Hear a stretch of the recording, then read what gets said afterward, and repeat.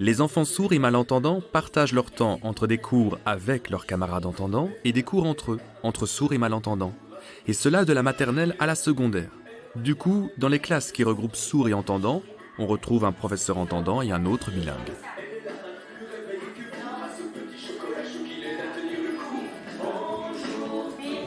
Mais sa salopette rouge. Mardi, Choupi est heureux. Il met sa salopette bleue. Ok. Il y a du soleil? Regarde s'il y a du soleil. Oui.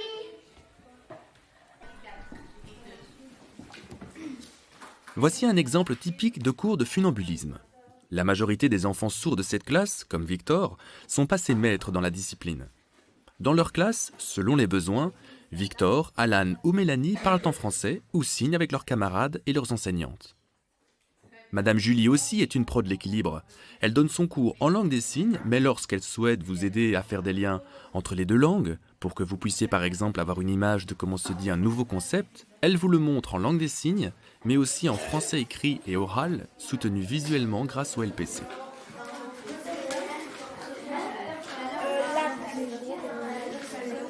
Il faut savoir que même lorsque votre implant fonctionne à merveille, écouter tout un cours donné juste oralement vous demande beaucoup d'attention. La langue des signes et les informations transmises par l'enseignant bilingue vous permettent d'économiser vos ressources. Du coup, ça vous laisse plus d'énergie pour comprendre ce qu'on vous explique. C'est vrai que si je dois suivre tous les échanges qui se passent entre mes potes entendants, ce que disent les profs, tous les bruits de la classe, et puis encore comprendre les cours, c'est juste un calvaire.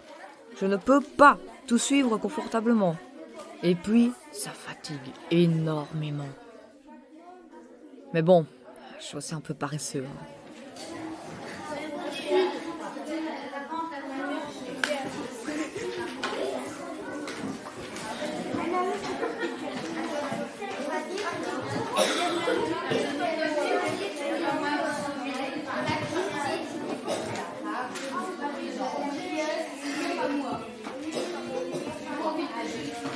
C'est vrai que je traduis certains échanges, mais je ne suis pas interprète dans le sens où j'ai toujours bien en tête l'objectif pédagogique à atteindre à la fin de la leçon. Certaines voies pédagogiques qui sont utilisées avec les enfants entendants ne correspondent pas aux enfants sourds, et donc c'est important que ce soit un enseignant bilingue qui soit face à eux et pas simplement une interprète. On doit souvent rectifier les méthodes, le contenu, et puis réfléchir aux langues qu'on utilise quand on est face aux enfants sourds. Et c'est pour ça que ça ne peut pas être que de l'interprétation.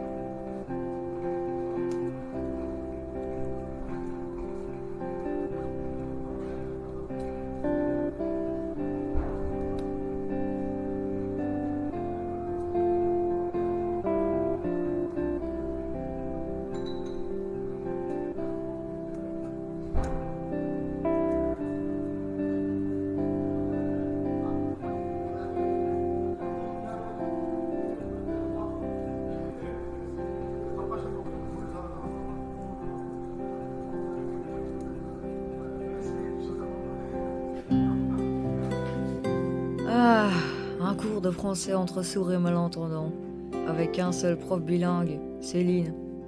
Ça fait du bien de se retrouver entre sourds de temps en temps. Pour la fatigue, justement, vous savez. Mais rester en sourd tout le temps, non, non, non, non. J'ai de bons amis entendants aussi. J'ai besoin des deux, et ça me va très bien comme ça. Le truc un peu casse-pied dans cette école, c'est qu'on a la même matière à étudier que les entendants. Et donc, vous imaginez bien qu'on a les mêmes examens compliqués. Je vous jure, hein, qu'on soit sourd, tout en sachant parler, comme moi, ou pas d'ailleurs. On aura tous le même plat à la cantine. Mais bon, je vais pas me plaindre. Encore heureux. Bon, ce qu'il veut dire, dis-moi si je me trompe Gilles, hein, c'est que vos capacités à apprendre ne sont pas liées au fait que vous soyez oralisant ou non oralisant. Tout le monde est mis sur un même pied, entendant, sourd ou malentendant. Donc le but en tant qu'enseignant, que ce soit pour des enfants sourds ou des enfants entendants ou quelque élève que ce soit, c'est d'exploiter au maximum toutes leurs capacités. Donc en ça, on essaie vraiment d'être attentive à pousser chacun au maximum de tout ce qu'il peut faire, que ce soit en français oral ou en langue des signes, en mathématiques, en éveil, enfin, quelle que soit la compétence. C'est vraiment ça l'objectif, c'est de développer au maximum toutes les capacités de chacun.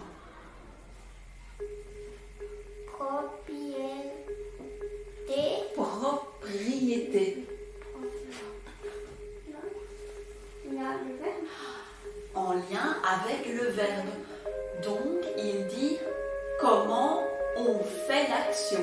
C'est vrai que pour certains enfants, l'oralisation c'est difficile et donc la langue des signes est vraiment utile pour qu'ils puissent apprendre et progresser dans toutes les matières, y compris en français écrit. De manière générale, on remarque que les enfants, qu'ils maîtrisent ou non les deux langues, le français ou la langue des signes, s'appuient sur l'une langue pour progresser dans l'autre et vice-versa. Donc c'est vraiment une complémentarité entre les deux langues, pas du tout une compétition.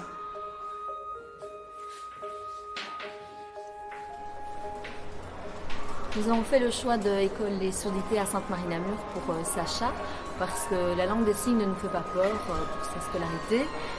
À la maison, on parle français. La langue maternelle de Sacha, c'est le français. On le stimule au français et il parle. Mais à l'école, il reçoit un enseignement de façon adaptée.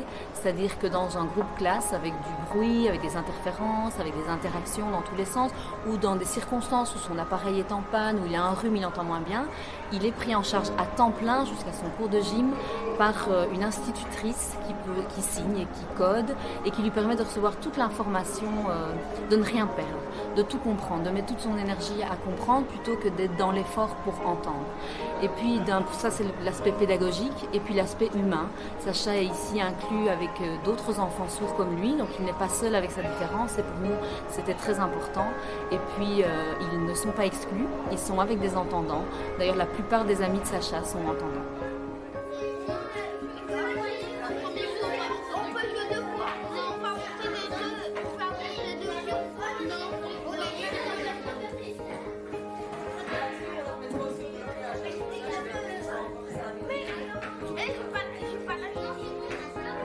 De par leur organisation, les classes bilingues de Namur permettent très tôt aux enfants sourds et malentendants d'assumer leurs déficiences auditives, d'être reconnus avec leurs différences, de comprendre très tôt dans leur vie qui ils sont et de quoi ils ont besoin. Ils sont en contact permanent avec des adultes et des enfants entendants bien sûr, mais aussi avec des sourds et malentendants, comme eux. Cet aspect est très important pour leur construction personnelle. Je pense que tout enfant, pour bien se construire, a besoin de vivre, de côtoyer, d'être confronté à des pairs qui ont des points communs, mais aussi des différences. Et c'est comme ça qu'il peut construire son identité. Donc c'est important d'accueillir des groupes d'enfants sourds pour que chaque enfant sourd puisse rencontrer d'autres sourds et se reconnaître dans l'autre. C'est aussi important qu'il côtoie des enfants entendants qui ont des différences, mais aussi d'autres sourds qui ont des différences également, puisqu'ils ne sont pas tous identiques. Et le fait de vivre avec toutes ces différences et ces ressemblances, ça permet à l'enfant de tester ses limites, de les essayer. Alors certaines de ces limites, il va pouvoir les dépasser, trouver des solutions, et puis d'autres, il va apprendre à les accepter. Mais ce qui compte vraiment à la fin, c'est qu'ils se connaissent en fonction de tout cela, qu'ils puissent se construire en tant qu'individus à part entière.